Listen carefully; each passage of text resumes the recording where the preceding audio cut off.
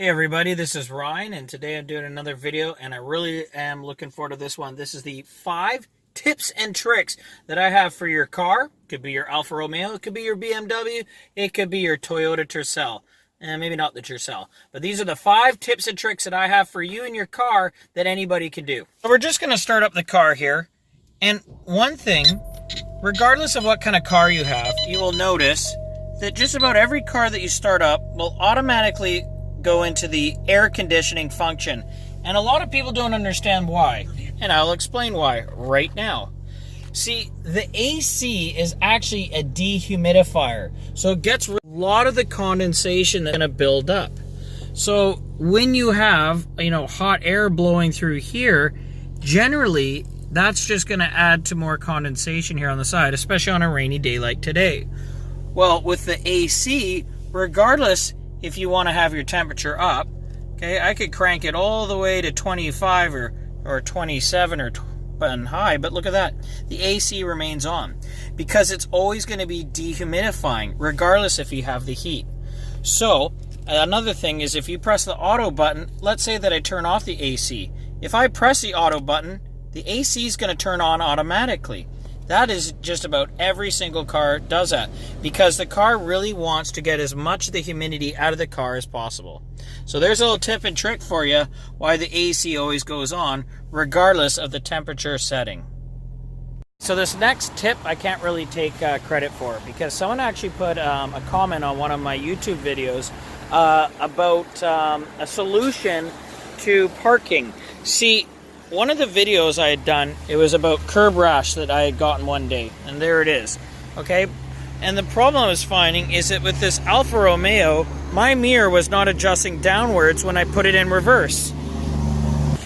I've had a couple BMWs in the past, and when I reverse, it'll look down at the line, allowing me to parallel park and getting to see the line easier.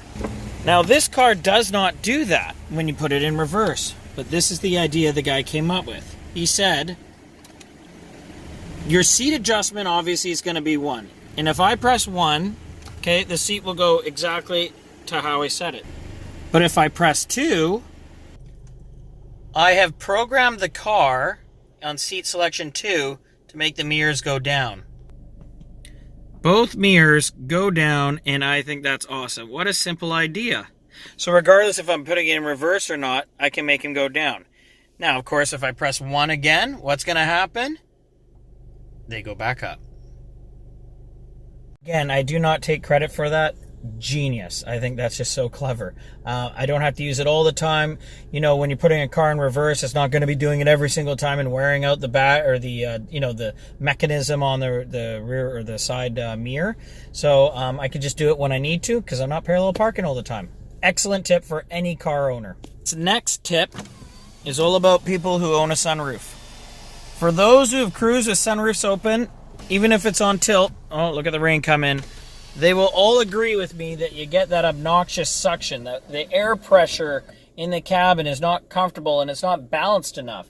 So you end up not being as comfortable, especially if you're going 50 kilometers, 30 miles, if you will, and you're going faster than that. It's just not a comfortable experience. So the simplest thing to do is put down your back windows just enough, and you can even have it tinier than that.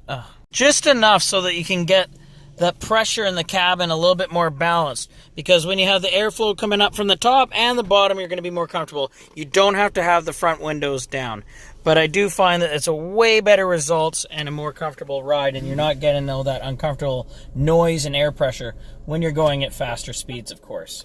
Fourth kind of tip and trick is something that is more necessary than it's ever been, in my opinion. And it's a bit of, kind of bending the rules of the law. But really, it's all about the cell phone magnet. And I say that because a lot of people put their cell phone magnets up on a dash or maybe a suction cup up on the windshield. Well, the problem with that is that when you put your phone up there and you reach to touch your phone or put in a navigation, okay, if a cop sees that, you're getting a ticket. You're touching your phone and setting navigation while you're driving. At least if it's down here, when you're putting your hands to touch controls and stuff, it gives you just a little bit more, kind of a deceiving approach to being able to play with your phone. I know you're not supposed to do that while you're driving, but if I'm putting in a navigation or like I want to get to a destination, to reach in here, it's not as obvious as up on the dash or the windshield, and sure as heck not as bad as having it down at my lap. So I really believe in these magnets. You can either, even put one attached to here or wherever, but I like these because you can remove them and it doesn't destroy anything in the car. Beautiful. Fifth and last tip, I guess, trick I have to any car really is about tinting. See, this car did not come with a tint. And in fact, with the back windows, I did them a little darker than the front because in British Columbia, you're not allowed to have the front windows tinted. Let me show you what I'm talking about. As you can see, the back is very dark and the front is just lightly tinted.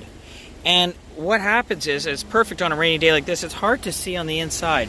And to have just a little bit of a tint in your car, especially in the front, gives you just enough time to get away with whatever you're doing with regards to that magnet. And tip number 4, because really tickets are getting expensive, it's great to have some privacy, and especially with a car like this that it's all done up in leather, to have those UV rays protecting or kind of bouncing off the protecting tint that I have here in the windows is great. I should actually probably get one up here for my sunroof as well. But that's it. So that's it, guys. Those are my 5 tips and tricks that I want to do about, I got the Alfa Romeo Giulia, but really you can do that about any car, of course, with the electric windows and all that. But I really think that you guys should be throwing your comments out there and letting me know what you think is a tip and trick that I may have missed. And don't forget to subscribe because it's your support that allows the channel to grow. Talk to you soon.